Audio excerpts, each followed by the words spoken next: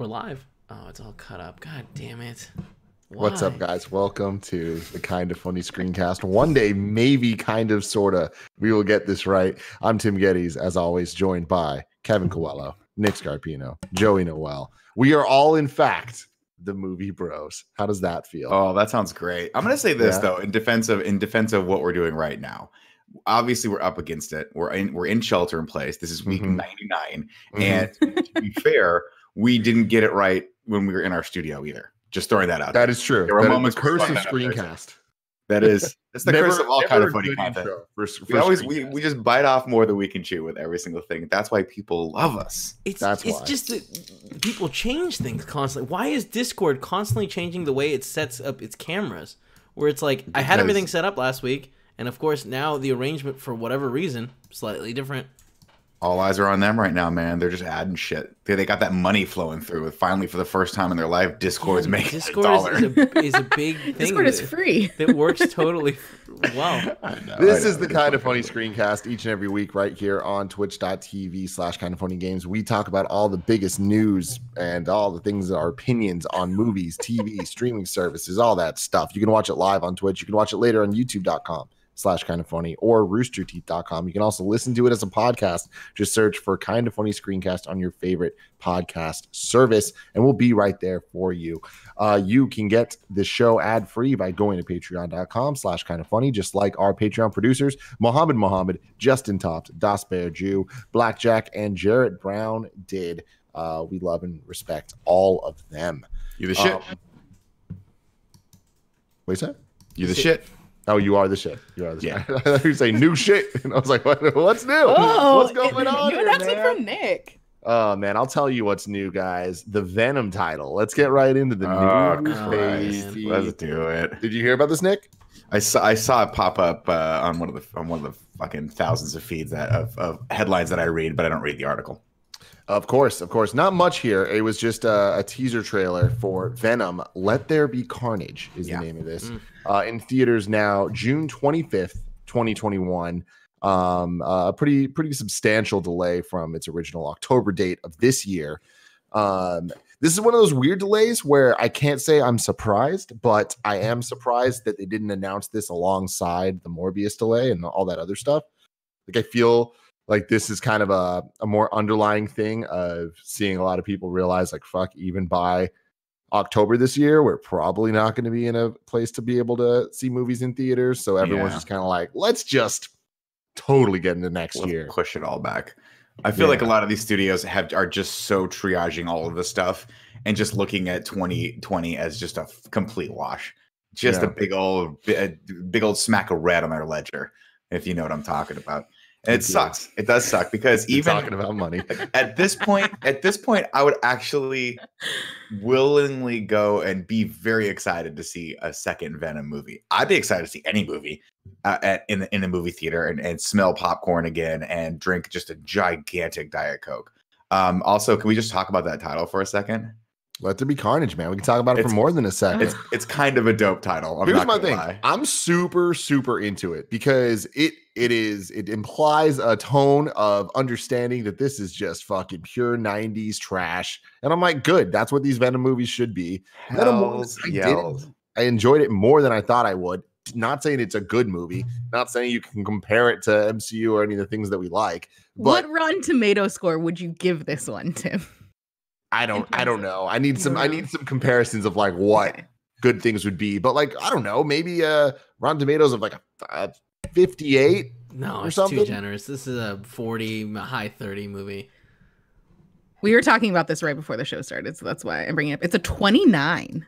No way. There you go. There you go. But it has an audience score of 80. No. See There you go. I'm telling you, that's not a there you go, Tim. That is people being up there and being like, what? Everyone's saying it's bad. I'm gonna go in there and put it a good score because it's not that bad. Fucking cool. Yeah, right. You can't trust Rotten Tomatoes. But what was the critic score on that? 29. No, it's better than that. It's better than a 29. It really isn't. It really. Remember the part where he's like, I don't, and then he got in the fish tank. I was like, there you go. I'm gonna eat And this he's like, oh, I'm gonna eat lobster. this lobster. fucking memorable. It stuck out in my brain. No, Kevin. that's not a good thing. It's not memorable because it's cool. You know what we remember from Die Hard? I don't know what happened in Spider-Man 3. I think there was some sand. When they find the body and it's like, oh, it says it's got a gun. You know, look, those are cool things. Again, not fucking good. And I'm not saying it's anywhere near good. It's just more of a thing where I'm like, I would rather have these things are happening. And I feel like having a thing called Let There Be Carnage is better than it being Maximum Carnage. Save Maximum Carnage. There's a chance that this movie could be decent. There really is. Everything going into it right now, Woody Harrelson, I like him a lot. He doesn't have the wig, so we don't need to worry about that. The director of this movie, let's do it. I feel like he could actually pull some good shit out of this, right? The wig worked though, man. I'm just saying right now, the wig did not work. The wig did not work. Like, for a second, I was like, "Are they remaking Annie for the next one? What is happening with this wig?" God damn. God bless Woody Harrelson. He's a national treasure, and if coronavirus takes him, I'm done. God damn. I feel like this is good because this could potentially lead to, and again, there's a lot of ifs and there's a lot of hopeful things here, but I want to be hopeful here. We need something to look forward to, but I'm hoping this could lead to a Sony Spider-Man movie that's called Spider-Man Maximum Carnage. That is then Tom Holland with them, kind of a sequel to this and a sequel to stuff that's not necessarily taking the place of the Homecoming trilogy, if not more than trilogy, but still more just Spider-Man shit. I fucking like Spider-Man. We're not getting Venom in the MCU proper anytime soon, so fuck it. Why not? Yeah, but like it sucks because I feel like one of the reasons we're not getting Venom in the MCU proper is because this movie made so much money, and it's like had this movie, the first one flopped and been like, okay, if you're gonna keep making bad movies from this IP that you guys own, they're not gonna make money. Stop, sell the IP back to Disney, make a chunk of money there. But like why would they do that if they're making a ton of money off these shit movies? Here's my thing, though. If they did make money, this is the reality we're living in. And we already know that Michael Keaton as Vulture is in this universe. So to me, I'm like, let's just hope this is good and double down on wanting a Sinister Six movie that's good. The thing we have to they can get there. And a Maximum Carnage. We might get a Maximum fucking Carnage movie. And it could be good. The thing we have to remember is that they made 5 Transformers movies before one of them started to lose money. 5 of those movies. One, they were like, there's no way this series is going to be great. And guess what? Michael Bay was like, oh yeah, well then I'm going to make it even worse every single time the movies come out. Did I just watch 3 again? All I'm saying is, did you watch it again this week?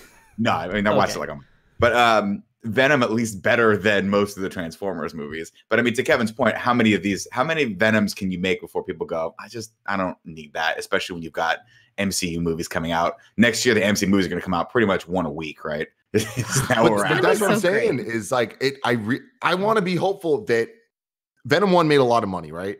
Spider-Man, there's all this shit between, is it Sony, is it MCU? They're already working together in a way that is unprecedented, that we haven't seen before. It almost fell apart. I feel like the moment that the Venom and Sony side actually starts getting good, then Sony and Marvel and Disney can partner together.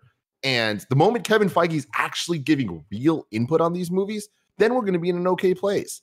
And it's like, that's the thing, is we need to hope for that outcome, because but I would say that there is a large percentage chance of the pie that happens. Probably a third. Maybe. But I mean, I feel like once Feige gets to the point where he can actually control stuff, the ship will have already, like the train will have already left the station, and we'll be left with so much bad. Like Kevin Feige is an amazing human being, and he's a very, very good executive producer and basically like overseer of all of this stuff. But it's largely because he was able to shape that stuff in its infancy stage. I don't believe that he could walk into the DC universe right now and be like, I'm going to wave a magic wand and make this amazing without completely destroying everything and building it back from the ground up. So I don't think it's that dire with the Sony side. I think Venom was a perfectly serviceable, fun popcorn film that absolutely didn't need to happen. But you give me 4 more of those, and if I were Kevin Feige, I'm totally. Like, I mean, let's not forget the fact that there were those rumors. Granted, they were just rumors, that they were like, please fucking take over Star Wars, and he was like, no, I do not want this shit. This is a fucking shitstorm right now. But that's my thing. Is like, we went from Dark World to Ragnarok. We've just had Venom. So much. Venom 2 could be a great movie, and then all of a sudden none of these things are problems anymore. I think that's a very good correlation. I think that's a great comparison. Because again, Venom, like for as much shit as I give it, the reason I give Venom so much shit is I just didn't think it needed to happen. Or if it did need to happen, it needed to happen the right way, which was in the MCU. And like, yeah, granted, we're not that far along, but give it 2 more movies, and I'm just like, I don't want to touch this thing with a 10-foot pole. Next up, more movie delays of the superhero variety. Let's talk about some DC shifting and shuffling, baby. The Batman has officially been delayed from June 25th, 2021 to October 1st, 2021. Once again, 2021 about to be fucking banging. It's going to be insane. We're gonna be doing fucking 5 in reviews a week. 2021 is gonna be the opposite, like the complete opposite of this. Except I wonder how many times people will actually feel they can go to movies. Like, how long is it gonna be until people actually feel like they can go back? My ass, I'm getting back immediately. I just really hope that 2021 is a banger, but that doesn't mean that 2022 is just gonna just fall flat and like not have anything because of all the production delays. But we'll see. We'll get through this together. But yeah, The Batman delayed from June 25th to October 1st, which changes some DCEU slate stuff as well. So The Flash and Shazam 2, the long in production Flash feature that I can't believe is still happening, has been given a new release date of June 2nd, 2022, from its previous. Wait, a normal push up. Hold on. Interesting. Got pushed up? Yeah, it was originally going to be August room for the 1st. No, because we're talking 2022 now. So it's going from August 1st, 2022 to June 2nd, 2022. And Shazam's now going November 2022 instead of April 2022. So that one did get that pushed back. So cool. Whatever. This is the world we live in. I was telling Kevin and Joey right before we started this. It's like they were asking like what we got going on today. I was like, there's a lot of news and most of it's good. And I was like, it's funny that I say that because it's like the Batman got delayed, but that doesn't seem like bad news anymore. It just seems inevitable and like, oh, here's an update. You know, I'm actually here. My thing with that is, I mean, granted, it's getting delayed because they can't because of all the pushback. But I'm like, Matt Reeves, take your time. Take your time with this one. We need a good Batman. We need it to be amazing. We know we're not going to make it to the Super Bowl, but we just want to make it to the playoffs on this one. Just get us to the playoffs. Let's see just a winning record on this one, okay? Then some more WB stuff for you. So WB officially delays Lin-Manuel Miranda's In the Heights movie. We talked about this a couple weeks ago, getting delayed, but it was indefinitely. Now we actually have a new date, which is June 18th, 2021, delayed from June 26th, 2020. So a full year. Another full year one. But but I feel like it's going to be a fun summer movie. Yeah. But it will be a fun summer movie. But here, ladies and gentlemen, is where we start to get to the real issues of 2021. Oh, no. Is that the John Wick date? No, it's potentially worse for In the Heights. In the Heights will now open up against an untitled Pixar movie. And it'll be forced to compete with the second weekend of Jurassic Park Dominion. No, that's gonna get clobbered. So yeah, that's you just covered basically like that Venn diagram of people that are going to those, or you're screwed. And like, I mean, In the Heights is a little bit more of a mature movie for, I would imagine, people in their 20s and 30s. And but I think it's gonna be a teen movie. This is gonna be a big. I think that there's a Venn diagram of you want to see 2 out of those 3 movies, like any given person. That's probably. fair. Yeah, I guess that was or the point that I was sloppily making. Got kids. Like it's either parents in like I want to say like up to like late 30s or teens as like early as I'd say like 15 or 16. Yeah. So the one interesting thing that they're still fucking committing to is Tenet, July 17th. What? They've reiterated the Wonder Woman delay, and they're saying that as of now they're still feeling good about August. But yeah, July 17th, they're sticking to Nolan's Tenet. Fuck no way. You know what? Way. I'm going. I don't care. I don't care. I don't care if London Breed and Gavin Newsom and fucking all the other governors band together and form a line in front of me. I will see Tenet that first day, unless I deem that it's dangerous, in which case I will not go. Yep. That is how much of a rebel I am, Tim. If Gavin Newsom himself were standing in front of me, I'd say, sir, respectfully, please don't have me killed. Please move out of the side. And if he was like, it's dangerous, I'd be like, you're absolutely right. I'm going to listen to you. Okay, cool. I'll go home. I'll go home. Nick, if you want to go, I'll go with you. I don't care. We'll break. Would you go with me? Yeah, let's go. Like, I'm 100%. That movie looks so fucking dope. And it looks so cool. It's insane. We have 3 months. 3 months? No, 2 months. You said it was July? So July 17th.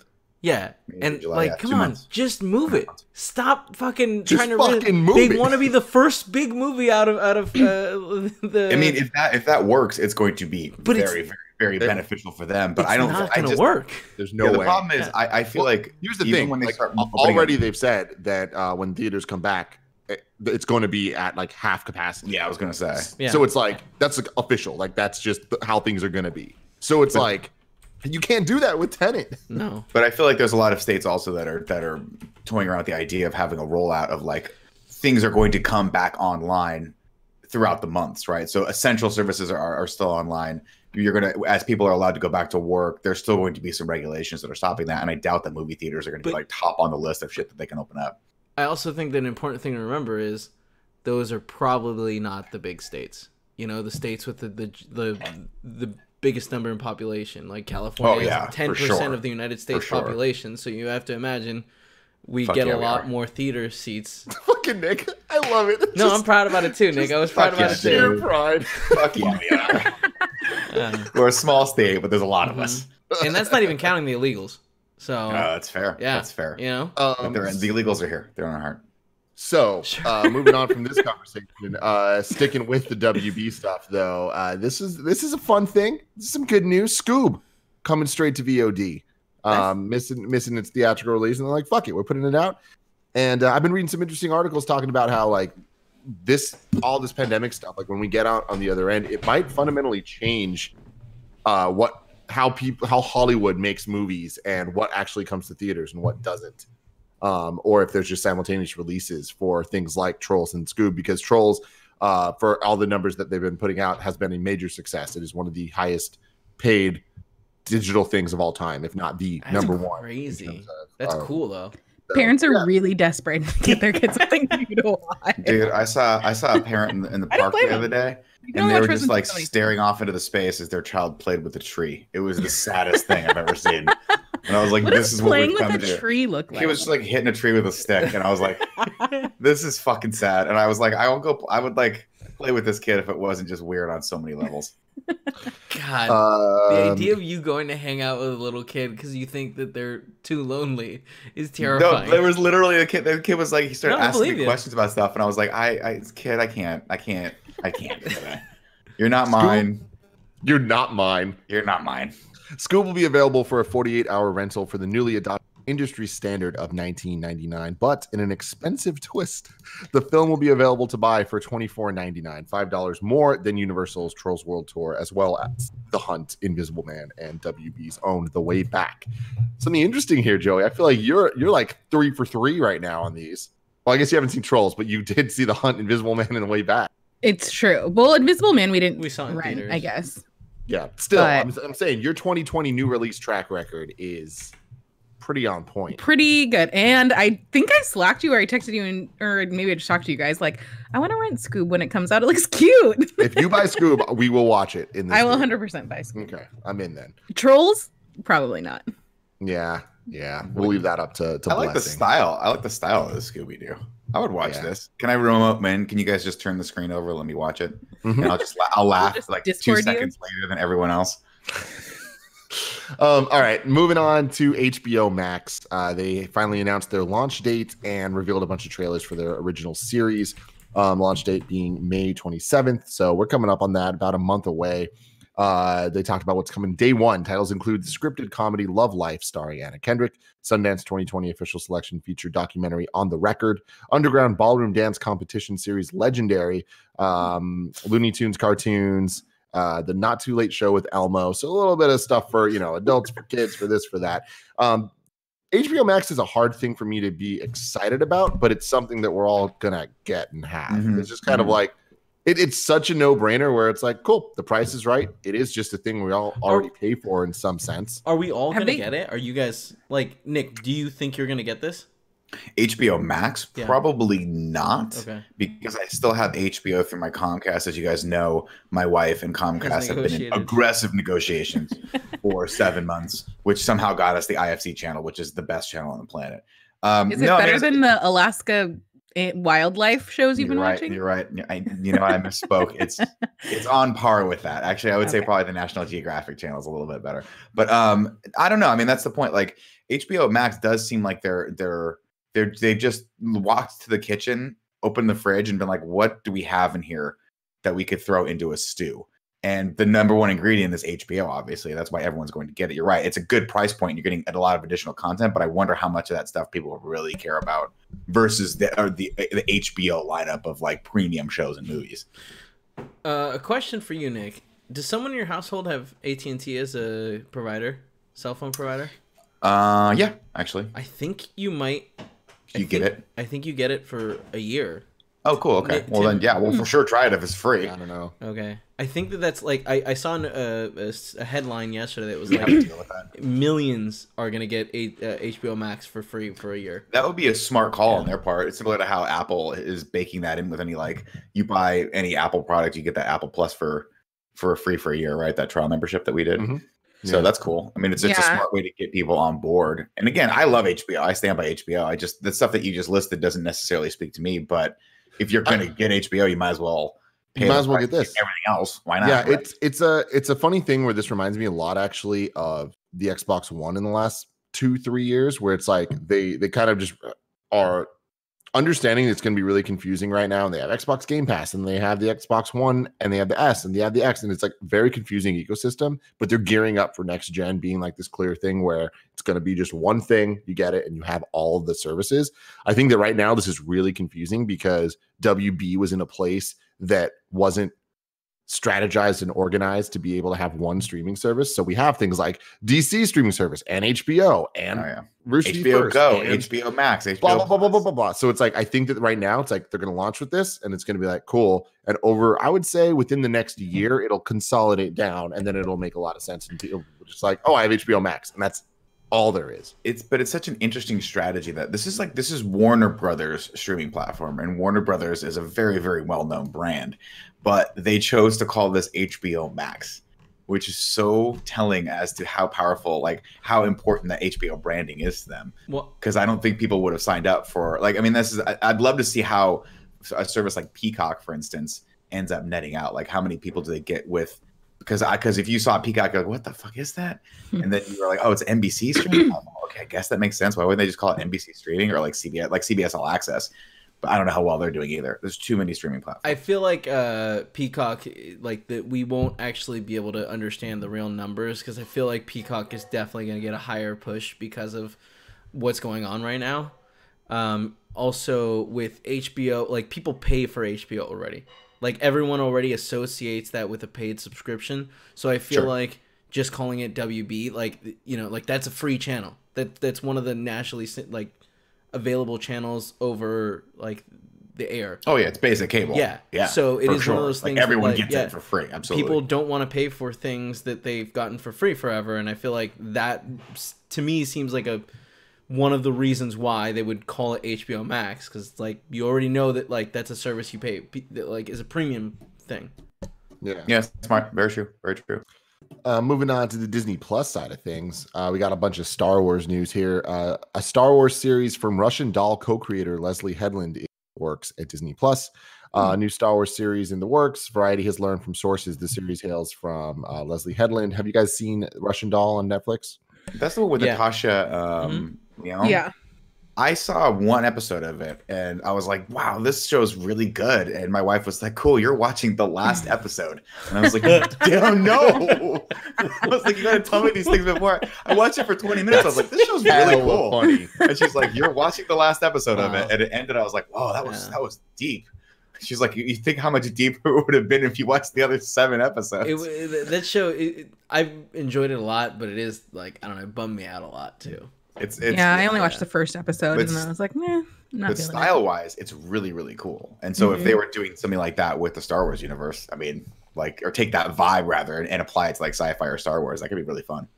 Details of the exact plot of the series are being kept under wraps, but sources say it will be a female-centric series that takes place in a different part of the Star Wars timeline than other projects.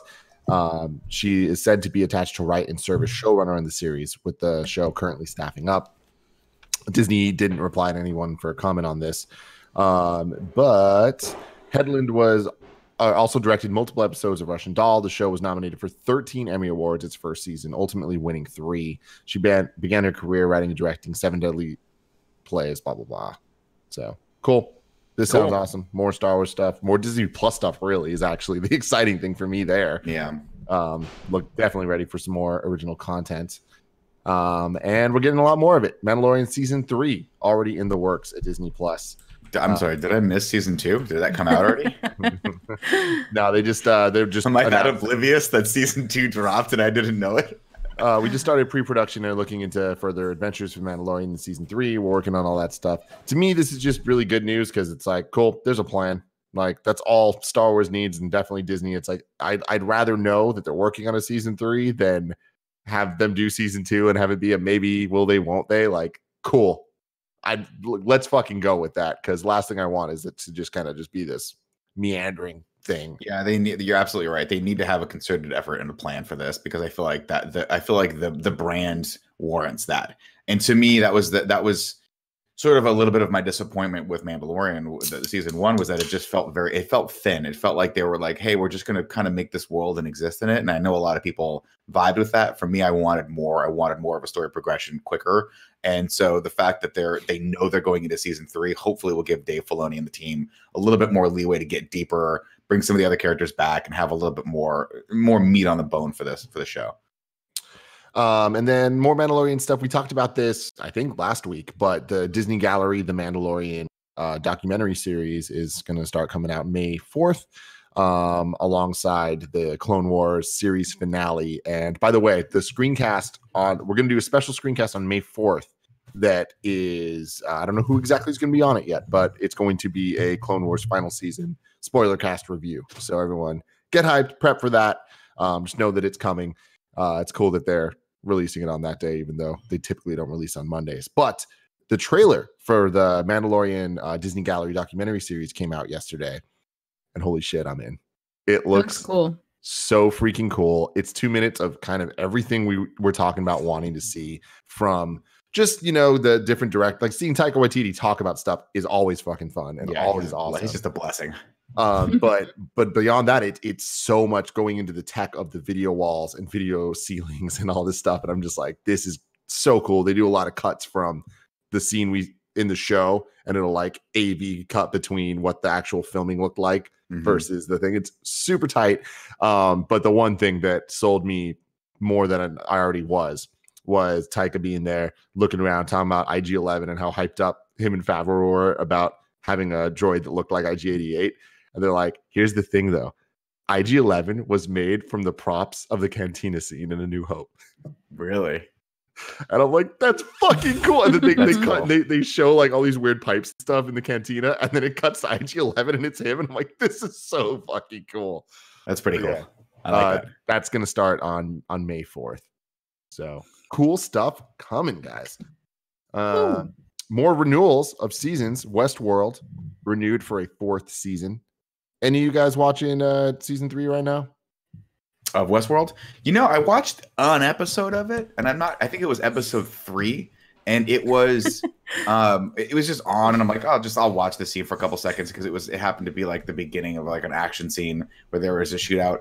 And I'm like, you know what? This show, the episode that I watched was pretty good. And I remember very distinctly not liking season 2. So I was toying around with the idea of just jumping into Westworld season 3, like watching a recap of 2 and then just jumping into 3, because it's a totally different show right now. It's like out in the world, people are doing stuff, Breaking Bad dudes in it.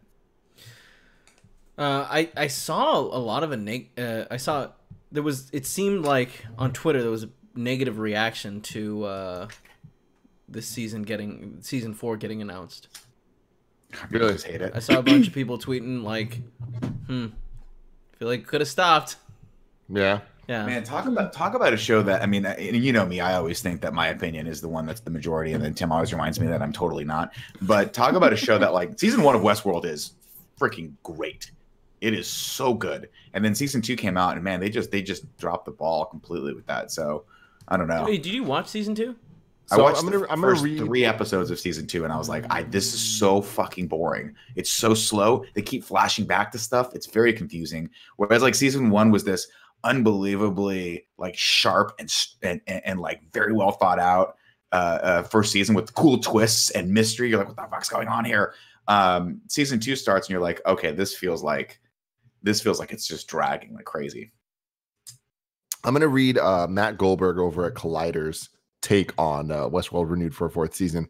The 3rd season of Westworld started out fairly strong by leaving the park and introducing new characters, but as the show has lurched into its 5th and 6th episodes of its 8-episode season, it's clear that the showrunners have no idea how to manage the nuts and bolts storytelling to serve their big ideas about free will, predestination, privacy, and data. But the show must go on because it's IP and HBO needs IP. HBO has announced that they've renewed Westworld for a 4th season, which is pretty funny when you consider that the show had a pilot ordered in 2013. It's been on the air since 2016, and in all that time, they produced a grand total of 28 episodes.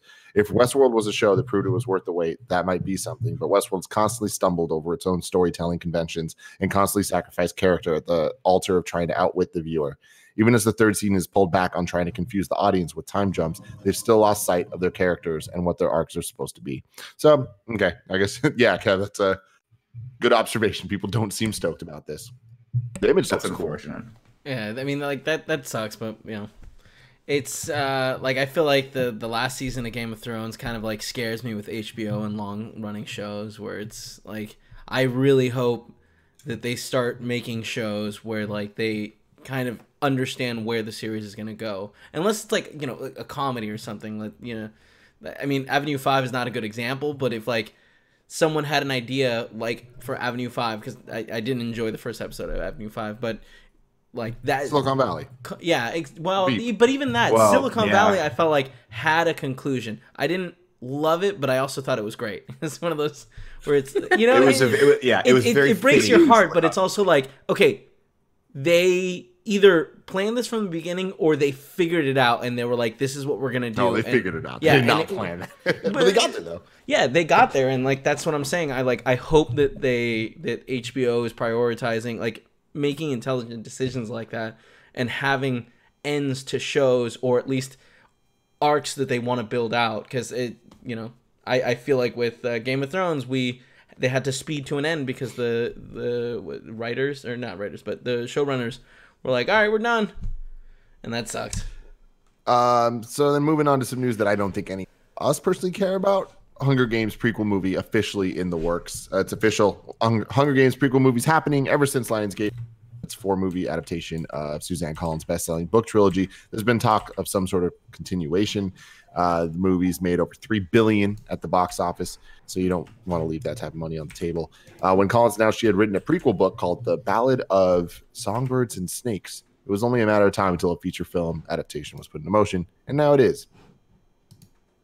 Huh. Cool. What was that? What was that third line that you said? It's, you don't want to leave that kind of money on the table. Mm-hmm. This is a money grab. We don't need a prequel to Hunger Games at all. When they broke, the series itself was.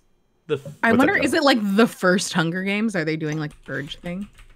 I mean, I'm sure we could find out what the storyline is online. I know. That's what I'm looking up. But when they broke up and like this happened when every like major franchise realized, oh shit, we're running out of books. Let's break the books up into 2 movies. For the last one, was it Catch Fire? They did part 1 and part 2. Halt and Catch Fire or something like that. No, that's a show. But it just like these movies. Like, did anyone see the second to last? I saw all of them. I think you saw the part 2. Yeah, where they like raid the town and like there's all sorts of booby traps and stuff. I don't know. All sorts of booby traps. I mean, so the thing is, like, the movies it's a dumb like young adult movie series, but I mean, it's slightly elevated by the fact that they got Jennifer Lawrence to be the lead and Woody Harrelson to be in it. They had Philip Seymour Hoffman before he passed away. Like Donald Sutherland. Like, yeah, they have great actors in these roles, but man, they're just not well written, and which sucks because the concept's really cool. Like if you put like, if this movie was not skewed toward young adults and didn't have all the ridiculous like love triangle stuff in it, and it was actually like a movie starring like adults made by like Paul Verhoeven, this could have been one of the coolest like sci-fi franchises ever made. But you know, it is what it is. It started off. I remember watching the last one being like, this is relatively entertaining. I want to see how this ends. They're not in the, I mean, The first one is the Hunger Games. The second one, they figure out a reason for her to go back to the Hunger Games. And then the third one is like, I'm not going to the Hunger Games anymore. I'm just not doing the Hunger Games anymore. Yeah. I just refuse to go to the Hunger Games. Something we are probably it's no Maze Runner.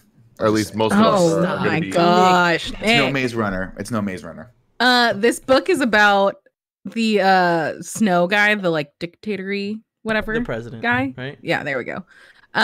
It's like him being a mentor of a district when he was younger. Interesting. That's an interesting side story, I guess. But like out of all the characters, I don't know that I really. That's the thing with the prequels. You have to find some angle that doesn't revolve around Katniss, because you already know how her story ends. So it's like you can't use really any of these other characters because we've seen it. Like, what are you gonna do? Go 20 years in their past and show them like picking daisies in the rose garden somewhere? So I don't know. Yeah, like, it has to be something relating to the greater world. Well, you know, and the Game of Thrones people realize that. That's why they're like, we have to set this thing so far in the past that people are not. It's not going to have those lasting ramifications into what's happening in the current world. Although I don't know. I feel like with Game of Thrones, the idea of showing the Usurpers War, whatever it was called, I think that could have been done well, especially because just because people are saying something went out the way it did doesn't mean that that's the way it actually happened. And we saw that with Ned and the killing of what's his face. Sure. Yeah. A movie announcement that I am much more excited about: Sony developing film based on One Punch Man. Scott Rosenberg and Jeff Pinkner are set to write a live-action film adaptation of the worldwide hit manga series One Punch Man. I'm gonna tell you something right now. Tell me, Nick. I'm gonna tell you this. You're not gonna fucking do it justice. Go watch season 1 of One Punch Man. That's all you gotta fucking do, everyone. I'm gonna save you the $20 movie ticket and the $15 popcorn and the $10 fucking soda. Just go to crunchyroll.com or whatever, wherever it's playing, and just watch season 1 because it's so fucking perfect. Did you ever watch 2? I did not. I did not watch 2. I did not either. Yeah. It didn't get. I know that it didn't get the critical reception that season 1 got, because I think a lot of people were put off by the fact that it wasn't the original creator coming back to it. But I don't have an opinion on it personally. I haven't watched it yet, but I just think season 1 was so unique and so fucking cool. Wait, it really is. Was it not the same like creative team? I thought that they just changed the animation process because it was taking way too long. Oh, that I don't know. I just remember reading a story a long time ago saying like they didn't get the original creator back to write the story. I think it was someone else, but I could be wrong. Interesting. If it is the original team, I should definitely watch it, because have you guys all seen One Punch Man? No. Yeah, I've seen season 1. Very enjoyable. So good. It's fun. So good. It's basically a big commentary on like the ridiculousness of like how culture views heroes. It's really, really fun. Yeah. Also, shout out to that guy. I don't expect this to be a good movie, but I do think you can condense season 1 into a 2-hour film that like gets all the points across and like probably is really, really, really good. But we'll see. The thing about it, though, is it's so reliant on them building that tension for every enemy to come and beat him. And in that silly gimmick, you start getting a really interesting, deep commentary on how all the bad guys and all the other characters feel lesser because this one character is so powerful, and then how he's depressed because of that. And I think that the power of the story is you see that progress through those episodes. So I don't know how you capture that in a 2-hour experience. I'm sure there's a way, but man, they're just not going to be able to get so much of it. Relies so heavily on how they animated it too, with just that silliness of like that character looking dope, just so dopey. Yeah, that's the thing though. It's like, I feel like what I would want from this is a kind of mix between a Scott Pilgrim Speed Racer, Alita Battle Angel. Take all those and apply One Punch Man to that. Yeah, it's like it needs to be over the top stylized. You need to have the anime like flash frames and all that stuff. And I think it could work. But yeah, you need the dopey face. You got to have it. Moving on to some Netflix news for you. Just some updates here on The Haunting of Bly Manor, which is the follow-up to Haunting of Hill House. And I want it. Our friend Rahul Kohli. Someone tweeted at the showrunner saying, how is series 2 of The Haunting coming along? Will it be delayed into next year? And his response was, going great, still on schedule. We wrapped before the shutdown and post-production is carrying on from home.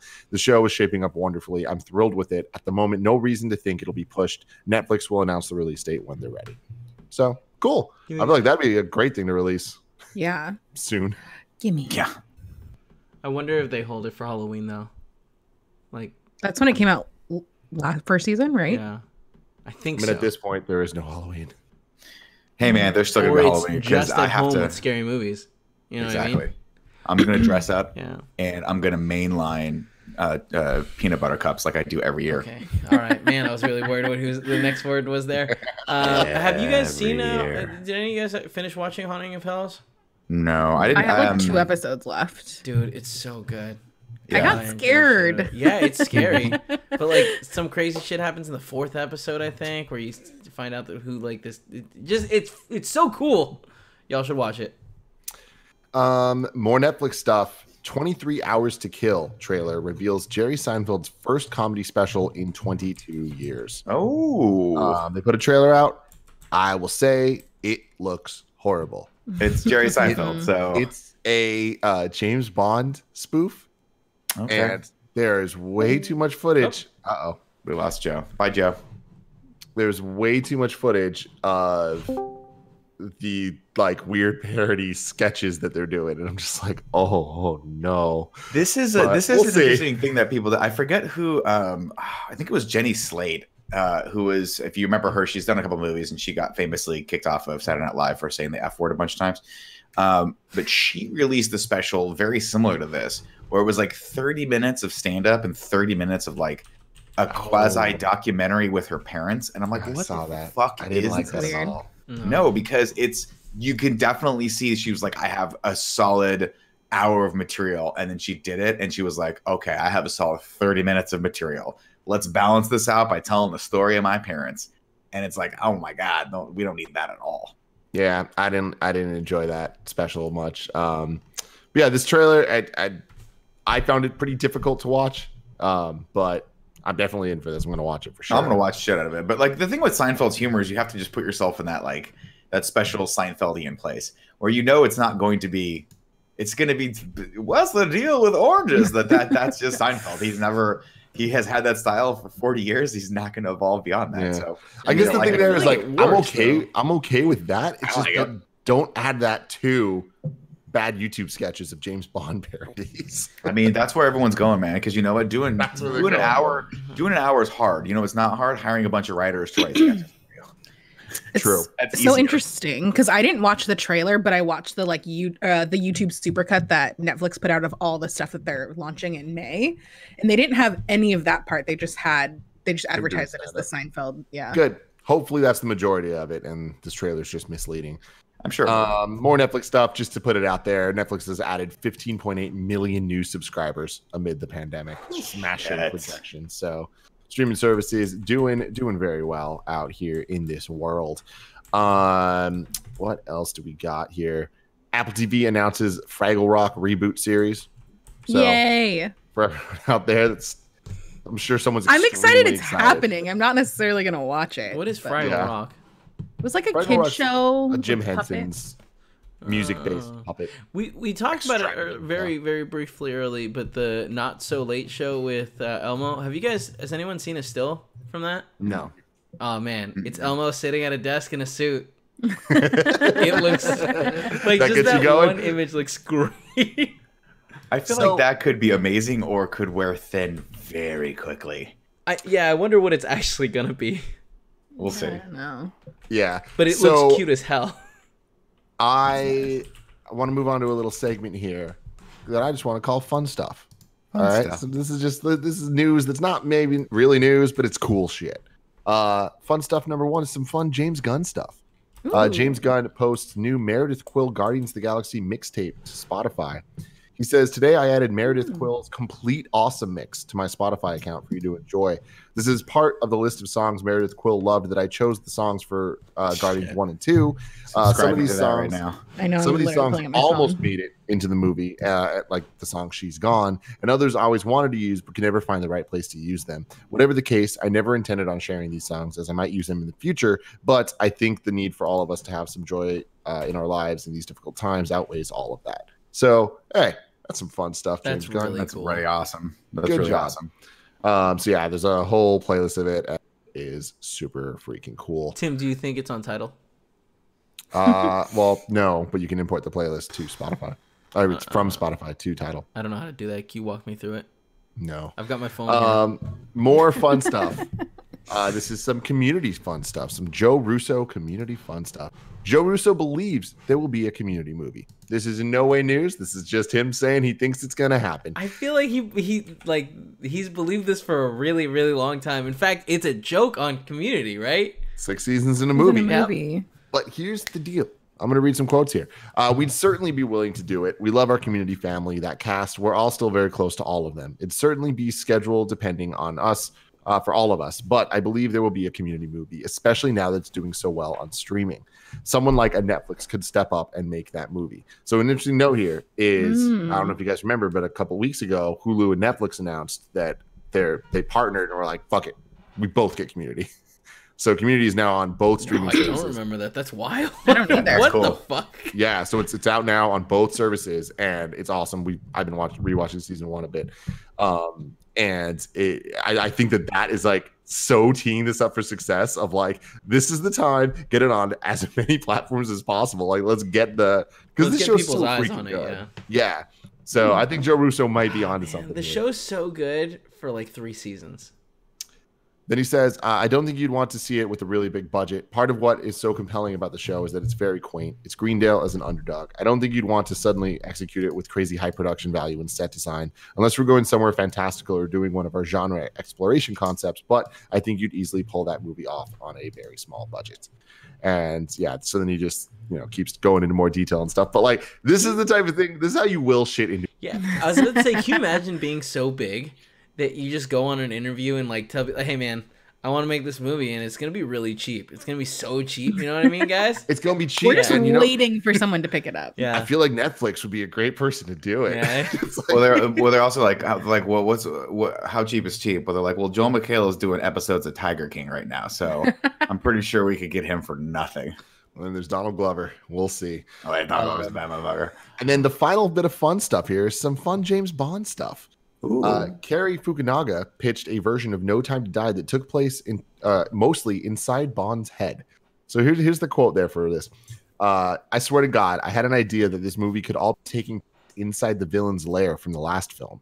There's this scene in Spectre where a needle goes into Bond's head, which is supposed to make him forget everything. And then he miraculously escapes by a watch bomb. And then he and Leah blow up the place and go on to save the day. It didn't do anything, remember, guys? I was like, what if everything up until the end of Act 2 is all inside his head? Obviously, they didn't go with that, but I like that. That's how they were probably like, you do know you're making a James Bond movie, right? Like this movie is largely just to sell Omega watches. Can we just he's got to wear 4 watches. That's it. He's got to wear 4 watches. He's just got 2 watches on each side, different time zones. Done. So that's all the fun. That's stuff. cool. I mean, again, what I love about that, obviously, it's silly, and there's no way they would have gone for that. But what I love is that Cary Fukunaga is kind of thinking outside of the box, and I think that's the kind of perspective that once you kind of pare that down, gets you True Detective season 1, right? Mm-hmm. It gets you Sin Nombre, it gets you these really, really well-made art pieces, and if you can at all bring any of that to the Bond series, I think you're going to see the best Bond movie ever made. The last 3 news stories are pretty quick ones that are kind of more just headlines to read. But Amazon's new South by Southwest lineup shows Hollywood's lack of interest in online festivals. I wasn't on the episode where you guys were talking about the online film festival stuff, but it happened and it totally failed. I feel like I didn't even hear about it happening. I didn't realize it was happening. Yeah, only 39 titles were part of it, and of that, only 7 of them were actually films. And a lot of them were stuff that's already available on like Amazon Prime and stuff. And a lot of the directors of the program kind of like did quotes, and reading between the lines of the quotes, it's very clear. It's like, oh, this just simply didn't work. This didn't work. Yeah, that's unfortunate. I mean, yeah, that's crazy. It hasn't even started yet. Yeah. So. Oh wait, it hasn't started yet? No, but I think they're saying it's failed from like lack of buy-in. Yeah. There's like, they're like, we have 7 movies. Like, fuck. Nick, can we put Waiting for the Punchline on there? Sure can. I don't have the rights to it, but I have a private Vimeo link that I can just send out to them. Okay, all right. So I'm sure Amazon would. I'm sure Jeff Bezos is willing to do that. I'll call it Jeff and see what happens. Okay. And then keeping going on with the ongoing stuff. AMC Theaters sued by Florida landlord for not paying rent. It begins, guys. It begins. So That's all you need to know. And then the final news story of the day, NBC Universal's Fandango makes purchase of Vudu from Walmart. What? So Walmart owned Vudu and has been kind of going down this direction the last couple of years. Walmart is pretty early on in the, like, we're going to be big in the streaming side of things. And now they're backing out of it. They're like, too many of the big dogs are in here. They're doing, we got the HBO. We got brick and mortar. We're selling guns and ammo. It's good. It's cool. We're going that route, doubling down. So we sell fucking mega Pop-Tart packs and rifles, which they've sold. Dude, mega Pop sounds fun. Sounds fun. They sold Vudu to Fandango, which is owned by NBC Universal. So Fandango gained a lot of power here. The thing that's most interesting to me about this is that Vudu is the highest quality streaming service there is. It's the best place to watch 4K digital content. And it is kind of the best, in my opinion, library streaming service where you can kind of buy movies anywhere. From anything, anywhere service and then import them into it. So if you correct me if I'm wrong, Gabe, you buy on Amazon, but then you have it in Vudu. And it also works in iTunes, the opposite direction. Google. Where you buy it in Vudu and you can watch it on Amazon. Not for every title, but for a lot of them. Yeah, it's cool. Really you can do that. So Vudu's great, and also it does have like really, really, really high bit rate streaming and like all that stuff. So that stuff's cool. But what's fucking awesome about this is Fandango has the exclusive rights to IMAX VOD content. So I'm hoping what this means is that now the Vudu content will be allowed to have IMAX stuff, which would mean that hopefully, finally, we can get a release of Infinity War and Endgame in full IMAX, full screen. And that would be freaking rad. That'd be insane. Especially that would be insane. Movie theater, they could watch that. So yeah. It's getting real handy. Hopefully that all happens. But that is so far away. If I wanted to know what was sponsoring this episode, Kevin, where would I look? On the dock. Exactly. Ladies and gentlemen, this episode is brought to you by ExpressVPN. We all know that ExpressVPN protects your privacy and security online, but there's something that you might not know. You can also use ExpressVPN to unlock movies and shows that are only available in other countries. Now that so many of us are stuck at home, it's only a matter of time until you run out of stuff to watch on Netflix. So you could actually use ExpressVPN to make your IP think that it's coming from somewhere else and allow you to access the libraries of other territories, Netflix content, Hulu content, whatever it is. A really cool feature of this is there's an ESPN documentary series going on right now called The Last Dance. That is the Michael Jordan thing, and Andy's really hyped about it. And we didn't have access to it, but it's available on Netflix and other territories, so we can use ExpressVPN to tell our Netflix, go check that out. Next thing you know, we get to watch content that we don't have access to. If you love anime, you can use ExpressVPN to access Japanese Netflix and be spirited away. Got a lot. It's not just Netflix. ExpressVPN works with any streaming service, Hulu, BBC, iPlayer, YouTube, you name it, you're good. There's hundreds of VPNs out there, but the reason that you should use ExpressVPN to watch shows is that it's ridiculously fast. There's never any buffering or lag, and you can stream in HD, no problem. It's also compatible with all your devices, so you don't need to worry about anything. If you visit the link right now at expressvpn.com/morning, you can get an extra 3 months of ExpressVPN for free. It's going to be really useful right now. You can support the show, watch what you want, and protect yourself with ExpressVPN at expressvpn.com/morning. One more time, that is expressvpn.com/morning. What you guys been watching? Ooh, I've been talking about this. Joe. I've been talking about this. Nobody believes me. We finished Bosch, the last season of Bosch. I don't know if I talked about it last week, but I'm going to talk about it again. It's so good. Every season of the show is so good. It is a cool modern day detective noir like show set in LA homicide, like Hollywood homicide. It's fucking great. The main character is Titus Welliver. He's great. And Lance Reddick is in it as well. It's great. Sorry, was that the last season, like the most current season, or the end? Like the series end? Series finale. Oh, it's not the series finale. No, okay. So it's just the latest season. Interesting. Yeah, I just watched. How many seasons are there? I want to say 6 or 7. Oh, 6. I think there's 6 seasons so far. I think I want to say 8 to 10 episodes per. Cast is great, and it's just if you like LA cop stories that are like, there's politics that are involved. He's always beefing with like the chief of police. The mayor doesn't like him, but it's a very realistic sort of like gritty take on all that. I think you guys would really like this. Joe, I think you'd really like it a lot. This is definitely my vibe. And it sounds a lot better than like the trashy, like kind of procedural cop. Yeah, every season. It's based on a book series by Michael Connolly, done by his main character is Bosch, who is this detective. You know, plays by his own rules, ex-military, all this stuff, yada yada yada. But what I like about the show is that the books sound very cliche and very cheesy, but the show brings an element of style to it that I think is really, really, really well done. And again, the cast can't be understated. The guy that plays, you know, Lance Reddick. You know who that guy is? The guy who he plays the kind of concierge in John Wick. He's a main character in this. I like him a lot. It's really, really, really cool. And just I'm a sucker for LA detective stories. When I say detective, I mean like police detective stories. It's on Amazon Prime. It's an Amazon Prime show. Perfect. You know, add it to your list, people. Okay. I finally finished season 3 of Ozark. Thank you. What did you think? Oh my God. What did you think? All right. Holy shit. Tim.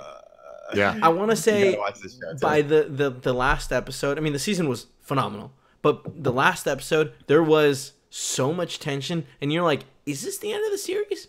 Like, is it just going to end here? I'm not going to Google anything because I want to see where it's going, because like it could very well end in a way where it's like, oh, it's just over. That was the story. That's how it ends. Awesome. So it was just literally me sitting there, and up until the last 2 minutes, you don't know. It is just like, okay, they're going on this thing, and it's like, what's going to happen? And then, God, what good television that has been. If you like shows like Breaking Bad, Kevin's spot on. You got to watch this. I saw a reviewer that was like, would you ever consider watching all of Ozark again? And I'm like, no. Dude, I just redid it because we did that the last 3 weeks, and it's crazy because it's I think each episode's around 40 to an hour, and there's only 10 episodes per season. There might even be less for one of the seasons, but like it is not something you can binge.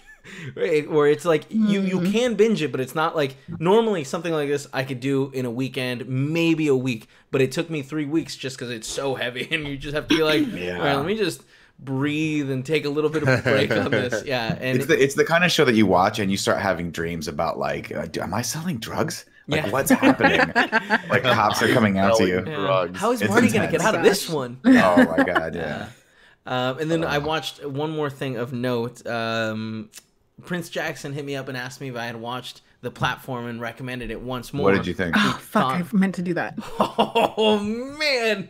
The Platform is just all kinds of horrible, fucked up, like mind trippy. It's a really worth heady watching? movie. Oh my God. I think it's so worth watching. Okay. I enjoyed the... How long is it? I remember it being... hours. No, I think it's a little short. It might be 140. Let me double check. That's a magic number for me. Even better. I remember when I was watching, I was like, oh, that's not super long. But I watched the dub version because we were doing stuff while we were watching it. It was like we were focused on it. Yeah, it's 134. Like we were paying attention, but we were too tired to read subtitles. We started watching it at I want to say it was 11, so we finished around 12:30ish. And I was very, very entertained the entire time. And then when it finished, we were like, what does that mean? Like, do you want to watch? Like, do you want to look up? But like in a good way. It wasn't where it was like, what the fuck does that mean? You know, it was like, what do smarter people think is going on there? Let's go to YouTube and see a couple explanation videos to see like how close we're to the mark. And like we watched. How does this compare to like Horse Girl? Because I feel like that's the only other recent one I've kind of felt similarly about. I like it more than Horse Girl, but I also liked Horse Girl. Was that the Alison Brie movie? Yeah. So I feel like it's on par of like it's a trippy movie. There's more going on in Horse Girl because it's, I mean, like this is literally a platform and they're in a room. And that's all it is, you know. It's like there's very few interactions with other. Well, it's not a huge cast.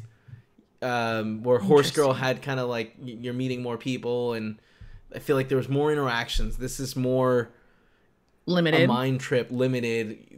You know, for the most part, you're seeing like maybe 6 or 7 people, I really, really recommend it. And I feel like the dub's also really well done and wasn't like weird or distracting. I'm definitely watching it dubbed. On my list, yeah. Yeah. I'm gonna do that. Yeah, highly recommend it. Good job, Prince. Great recommendation. Joe. I know you guys talked about this on the podcast, but we watched all of Too Hot to Handle over the weekend. Oh, dude, I just started that too. It's a lot. What's your take on it? It is. So we've only seen episode 1. We stopped because I was like, I want to watch the platform because I hear it's good and I want to like have something like to actually talk about. But I'm in. Like, these are the most fucking vapid people in the goddamn world, and it's on purpose. Like, Paula was like, I don't know, this seems like it's worse than The Bachelor. And I was like, yeah, baby, but those people are pretending that they're falling in love. These people seems like they were just told, hey, do you want to go on an island and fuck? Like, I want to know what the prompt is that they were like, what they thought the show was going to be about. Because, like, that's what it was. Really? Legit, the prompt for the reality, I was reading interviews with it. The prompt that they got was, you're going to just go to be an Instagram star, a hot Instagram star that fucks people. Like, it's going to be a reality thing. It's not competition. It's whatever. It's just you hot people on an island fucking. Wow. Now, I want you guys to understand something, and this is how much you all mean to me as a group and how much I want to be in the overall discussion of both our team and the mainstream populace. I sat my wife down and we watched the trailer under the 1% possibility that she was going to be like, we could watch this. And she just looked at me. That was it. That's the response I got. It was just a look of like, trick her into watching one episode. Why would you think I would see how much her tone changes? The thing is, she loves reality, like kind of trashy reality television. These people are proud of how stupid they are. I'll tell you this: I watched the preview. I'm hot. Really dumb. The preview where the guy goes up and kisses the girl blindfolded, and he does like that. You see the little tongue. I was like, okay, that was Nick. That was something. Please just watch one episode for me. I want a Nick Scarpino review of episode 1. Okay, deal. I'll watch it. I'll watch it for next week. But I mean, episode 1 is gonna hook you because all these they're not fucking around. All they want to do, they're on there and like, hey man, I'm ready to fuck. I'm probably gonna fuck that guy first, and it's just like, what? It's awesome. These people are so like they're just wild. Yeah. Shit. Yeah. But yeah, we ended up watching it in one day, which is shocking to say the least. It was hard to stop watching. Yeah. Because it was like, oh, like they've just set up the rules, and these people do not like the rules. No, not stoked on it. Oh, that's fucking great. Anything else, Joe? No, I've been watching a lot of like really trash stuff. Like I watched some Mary-Kate and Ashley movies last night that are on Hulu that I found. I watched 911, which continues to be the best, worst TV show ever, where they just Is that the one with Angela Bassett? Yeah. It's so good and so bad at the same time of like, it's just outlandish of like, oh yeah, the first story we're opening with is this girl that's really sad because her boyfriend broke up with her. She's laying on the couch being sad, and then a meteor falls from the sky and goes straight through her and through the couch, and they have to figure out how to help her. It's just like, I don't wait, they have to figure out how to help her? Yeah, like the she's still alive paramedics and stuff like that. A meteorite punched through her? Yeah, because she had a weighted blanket on her, and that was like, I don't know, help, or no, the meteor like cauterized all the wounds because it was hot and from space. I don't know. And that's just the opening. That's not even like the crazy like main part of the episode where they're in a tunnel filled with this really crazy gas and they have to stop it before it explodes. I don't know. What? It's a weird show. I'm going to tell you, it does get, I don't know if it's a stamp of approval, but John Drake also watches this. So there's like a level of entertainment. No. Wait, I spaced out for a second. What show is this? Called 911.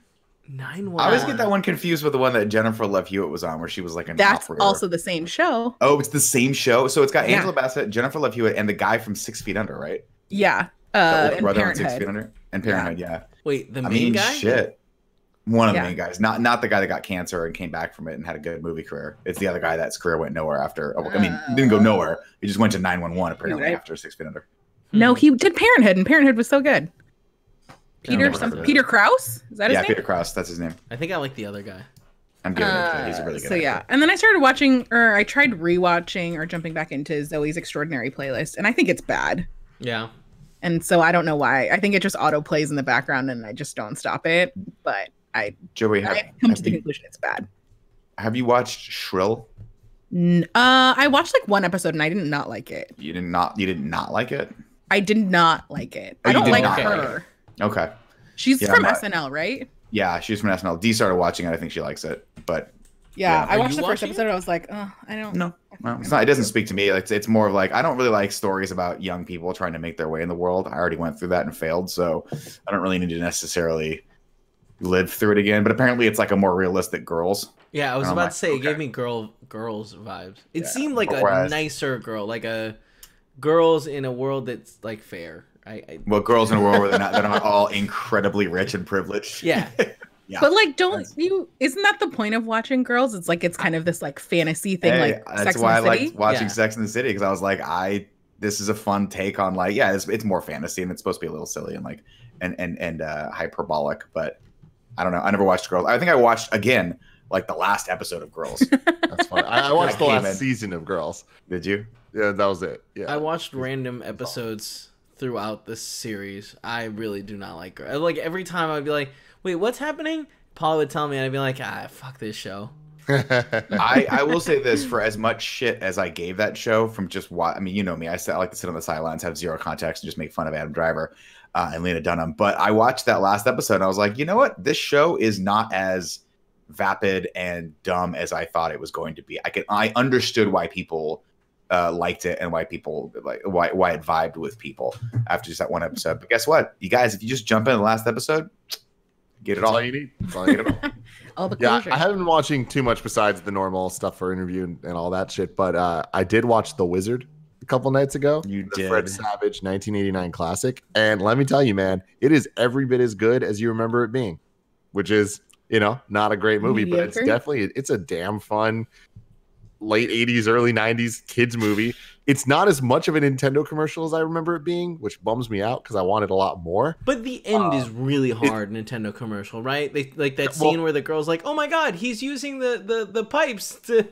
Yeah. I mean, there's moments for sure, but it's equally a Universal Studios. No, wait, was it? He's using the cloud to like advance to a different world or something, right? The warp whistle. Oh, warp whistle. Yeah. That's it. Something that like no one had any way they could know. It was great. I love it. It was super fun. Let me take a walk with me real quick, okay? Mm-hmm. Back in the late 90s, maybe early 2000s, the Yankees had a closing pitcher called Mariano Rivera, who was one of the most feared closers on the planet. And every single time he came up, people were like, whatever, the game's over. He's done. If we're winning the game, if we're losing the game, doesn't matter. He would come in, close it out, 1 inning, 2 innings, just strike everyone out. We were done. That is the equivalent to Fred Savage. You don't put Fred Savage in a movie unless you want it to be a success, okay? Before Fred Savage was in The Princess Bride, it was just a story about those big rats running around the forest. That's all they had. Fred Savage came in and said, put in Columbo, put in Carrie Elways, put in Robin Wright Penn, now just Robin Wright, and we got ourselves a story. Done. Yeah. Fred Savage, great in this movie. The Savage. They used to call him the Savage. Savage. Corey. Thought that was a fun, weird little. I didn't like Corey's such a fucking 80s name. Everyone do you get that though, Nick? Corey? Yeah. I mean, no. It's Ben Savage's name in Boy Meets World. Oh, that was the character's name? Yeah. I thought it was based on Corey Haim, Corey Feldman, of course, the two Corys. The two Corys. Jesus. What are you doing, Apollo? Cecil's just scratching his ear and trying to bite his foot. Yep. Now he's young. I love when Kevin cuts out. It's always at the perfect time. What? The last thing I want to leave. So here's the deal, guys. Actually, the Patreon question for this week, I don't know what we asked because there's like no responses. So Jeremy Z just says, I didn't want to close my eyes. I didn't want to fall asleep because I loved it, baby, and I didn't want to miss a thing. Did you ask about Armageddon? So I may have asked. That was it. Now I remember. It was, what do we think about Armageddon? Be specific. And we only got one response. Great. So maybe don't let me pick the Patreon questions from now on. I feel like we also. Oh wait, it wasn't available to stream anywhere, right? Like that was because we were like, oh, you can stream it. Then I looked into it and it was like, oh no, you can't see it anywhere. I thought it was on Netflix. I think it's on HBO. That's the problem. Yeah. If you don't have HBO, you're not gonna be able to get it. The question I want to put out for next week is what are your thoughts about Lil Dicky's show, Dave, on FX? I've been talking about it for weeks now. The season finale is next week. So let me know what you think and if you are equally in as much love with it as I am.